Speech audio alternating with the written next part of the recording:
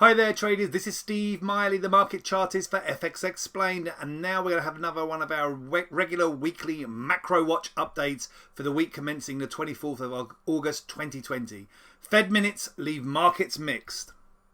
We're going to start off with looking at the macroeconomic and geopolitical developments over the past week, with US equity markets staying very much in risk-on mode. The S&P 500 finally hitting a new all-time high, putting the bear market that we saw early this year in March this year to rest, pushing above the peaks from Q1 of this year on the S&P 500, and the Nasdaq continuing to storm higher, leading global equity markets and US equity markets higher to yet another new all-time high.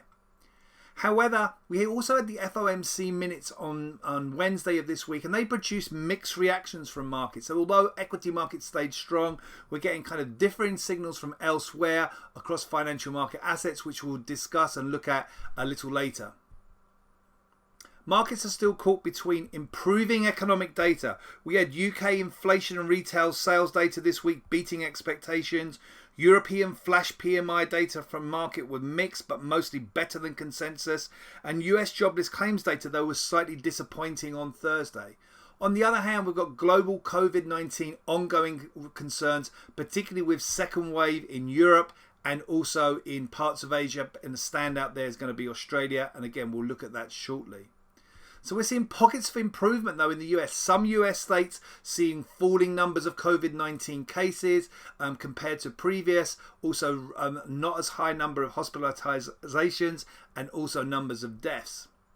However, in Europe, Croatia, Slovenia, Malta, Austria, Hungary, Greece, Spain, France and Germany are all seeing pockets of outbreaks in the second wave, although these are to some extent being contained. And we've got that ongoing lockdown in Australia's Melbourne, Victoria state. US lawmakers making a possible progress in the last week on the new COVID-19 relief package, but still as yet no significant breakthrough. And there are mixed messages coming through on the US-Sino trade talks. China saying that talks to resume in the coming days, whereas the US saying there is no plans to resume talks at the moment after last weekend's talks were cancelled indefinitely. The UK and the EU have seen trade talks resume regarding the Brexit trade talks that need to be completed by the end of this year, but as yet they remain at an impasse.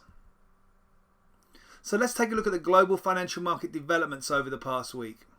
So as we said, the S&P 500 hit a record high, pushing above that peak from February, erasing the February-March bear market. And the Nasdaq 100 continues to march to yet another new all-time high in here, having pushed above the previous peak from February all the way back in June. However, the European equity indices more sideways in here, and here we look at the DAX, unable to re-energize as yet, even above the July highs in so far in August, and been in more of a sideways theme over the past week. And as we said, we're getting mixed messages from markets in here. So equity markets generally staying in risk-on mode. But since the Fed in here, we've seen a push lower in US yields, US 10-year yields nudging lower in here over the past week. And that's certainly signaling potential for more of a risk-off theme. The US dollar did initially plunge this week, this past week, to new multi-month, multi-year lows, but then has subsequently made a rebound. And that rebound may be telling us, that rebound, again, since the Fed on Wednesday, may be telling us we're more in a risk-off theme. The US dollar very much seen as a safe haven currency at the moment. In the commodity space, we've seen the copper market hit a new all-time high in the past week, but then backing off from that new multi-month high.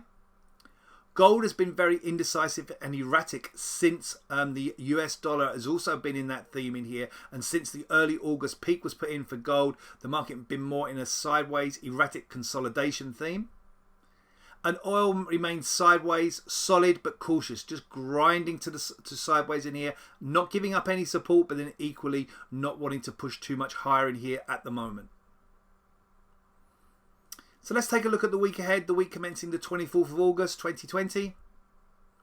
Well, we have central banks not really that involved directly in here this week, but we do have the Jackson Hole Symposium on Thursday and Friday with Jerome Powell, Chairman of the Fed, due to speak on Thursday. And let's take a look at the key macroeconomic events. Well, we have New Zealand retail sales on Monday, German GDP and German IFO survey on Tuesday, followed by the US consumer confidence. Wednesday brings US durable goods orders. We have that Jackson Hole Symposium Thursday with Powell due to speak on Thursday, and also US GDP, PCE and jobless claims data. And Friday, Jackson Hole Symposium continues. We also get German CPI, US PCE and also Canadian GDP. I'm going to wish you all a great trading week, and please do stay safe out there. So traders, don't forget to catch us on the next FX Explained Macro Watch and all the great content on fxexplained.co.uk.